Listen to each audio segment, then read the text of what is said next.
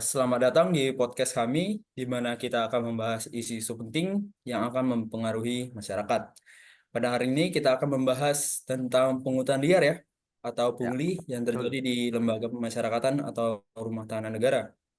Sebelumnya mari kita eksplorasi dampak, penyebab, maupun solusi dari masalah isu pungli ini. Sebelumnya, saya sebagai narator adalah Muhammad Alfarizi Bintang Adriano. Lalu bersama dengan empat bapak-bapak narasumber, ya. Yang pertama ada Bapak Stefanus Eriko. Lalu narasumber kedua ada Bapak Rizky Aziz. Lalu ada narasumber ketiga kita, itu ada Bapak Rafael Leonard dan juga narasumber kita yang keempat ada Bapak Hilwaton Dinata. Oke, mungkin eh, kita akan masuk ke topik yang akan kita bahas pertama kali, yaitu deskripsi dan juga dampak dari pungli atau pungutan liar itu sendiri ya. Mungkin akan dijelaskan oleh Bapak Stefanus Eriko. Kepada Bapak Stefanus Eriko, dipersilakan.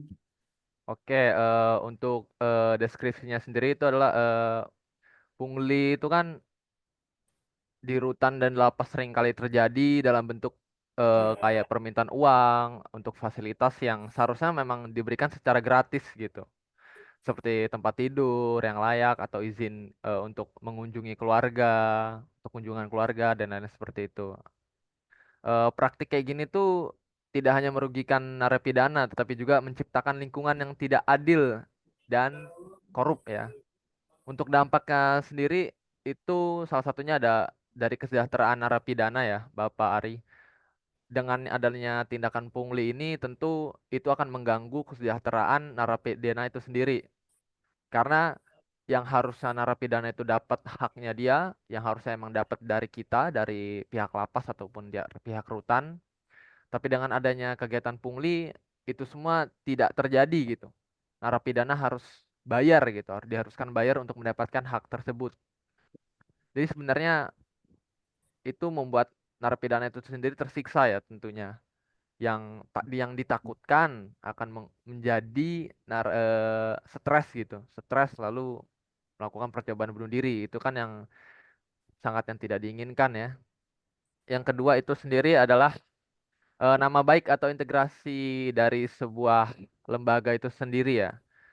Jadi ketika pungli itu terjadi di salah satu instansi, tentu itu akan merusak nama baik instansi itu sendiri, Bapak Ari, seperti itu. Untuk dampak yang berikutnya itu adalah keberlangsungan hukum jadi sangat tidak adil. Jadi ketika pungli terjadi di ranah hukum, tentunya hukum itu sendiri yang sebenarnya hukum itu tidak terjadi, Bapak Ari. Dasar hukum Oh, kan untuk mencari keadilan, tapi dengan adanya pungli, itu semua tidak terjadi, Bapak Ari. Mungkin itu dampak-dampaknya, Bapak Ari. Sekian dari saya. oh, oke. Kalau gitu malah lebih dampaknya lebih terasa kepada kesejahteraan narapidana Ya, warga binaan ya. betul. Betul. Selain itu juga ada dari nama baik instansi dan juga keberlangsungan hukum Indonesia mungkin ya. Iya, betul. Mungkin selanjutnya topik yang selanjutnya akan kita bahas itu adalah penyebab terjadinya pungli di lapas atau rutan yang mungkin akan dijelaskan oleh Bapak Rizky Aziz. Kepada Bapak Rizky Aziz, kami persilakan. Ya, baik. Terima kasih banyak atas kesempatannya Pak Alfarizi sebagai narator.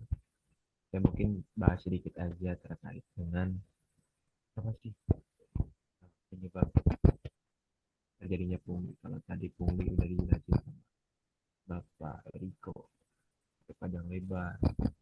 Sekarang apa sih? Penasaran kan gitu? Apa yang bisa menyebabkan terjadinya pungutan liar?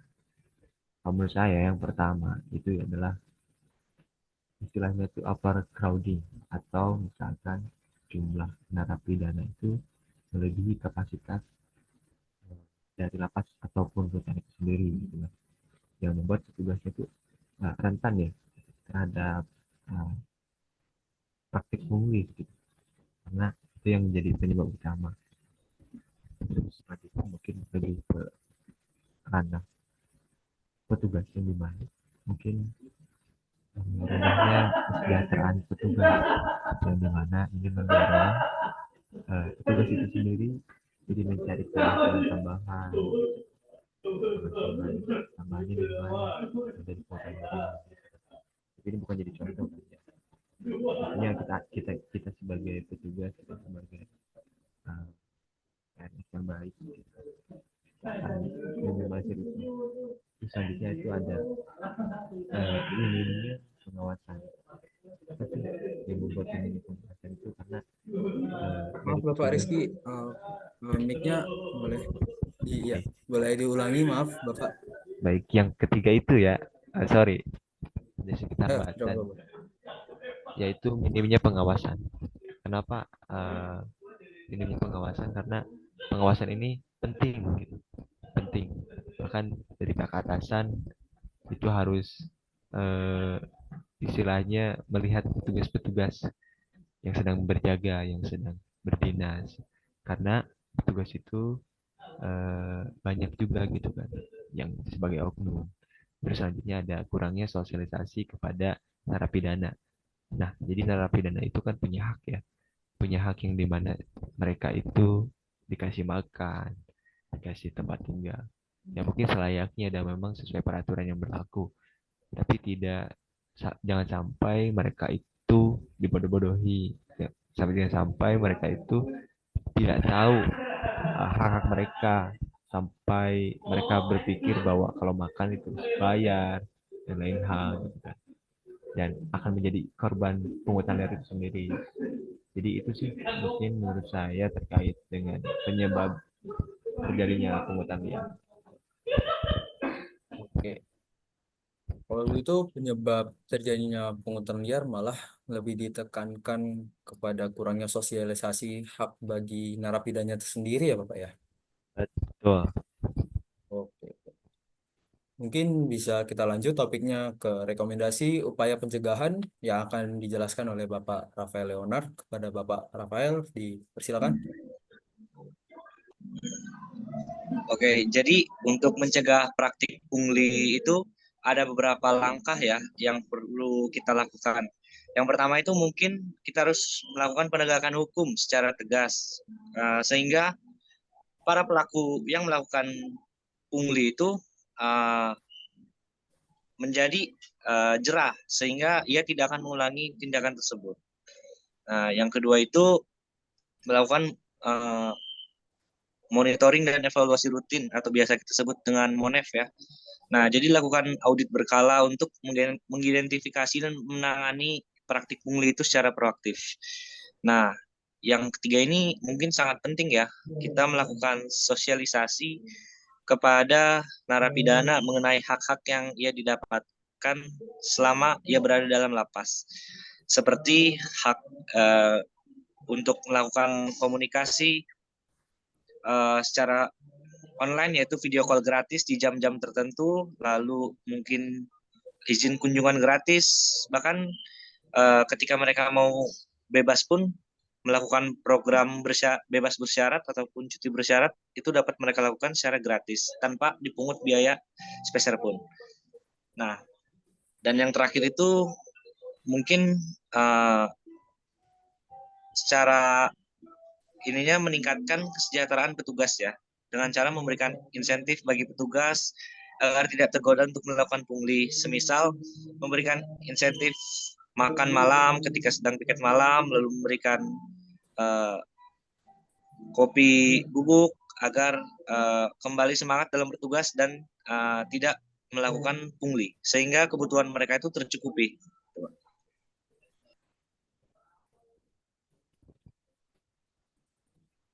Oke, malah seharusnya malah kita harus lebih dekatkan dengan melakukan audit berkala ya.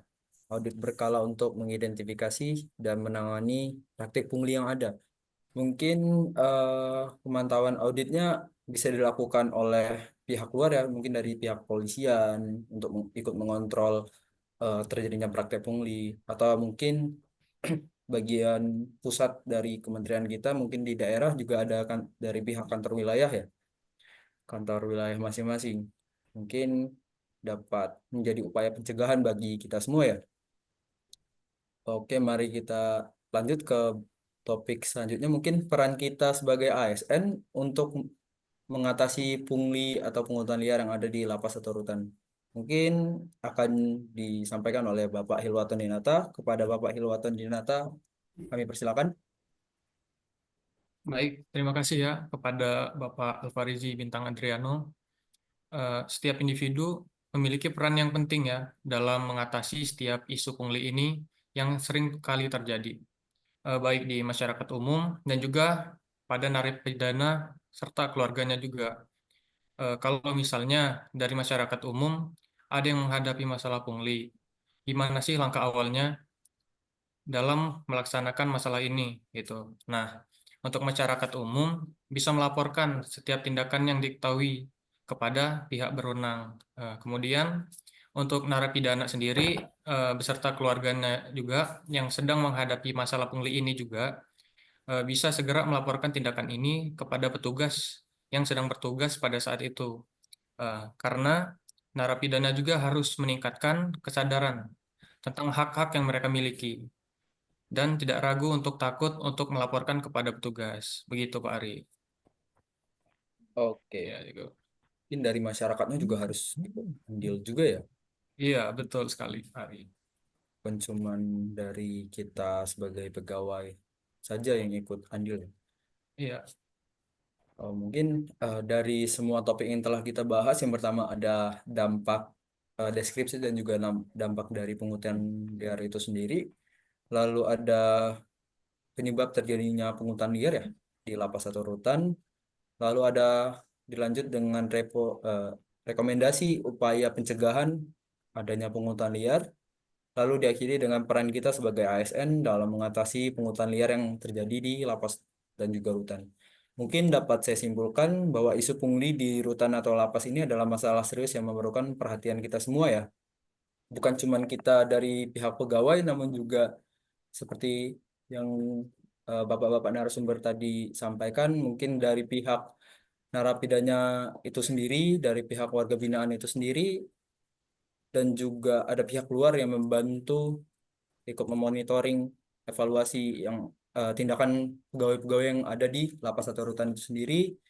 Lalu mungkin dari pihak keluarga warga binaannya juga ya, harus ikut andil terhadap eh, mengatasi isu pungutan liar di lapas dan juga rutan. Dengan memahami penyebabnya dan menerapkan solusi yang tepat, kita dapat berkontribusi dalam menciptakan sistem pemasyarakatan yang mungkin lebih dan juga pastinya lebih adil dan juga transparan. Ya, mungkin itu saja cukup yang dapat kita sampaikan. Terima kasih ke Bapak-Bapak narasumber yang telah hadir untuk memberikan tanggapannya terhadap analisa isu pungli yang ada di lapas dan juga rutan ini. Saya mungkin akan akhiri ya Bapak-Bapak. Nah, Saya akhiri. Selamat sore. ya, terima kasih Bapak Ari. Selamat sore. Selamat Terima sore, kasih Terima Pak. kasih Pak Ari. Terima kasih, Oke. Pak.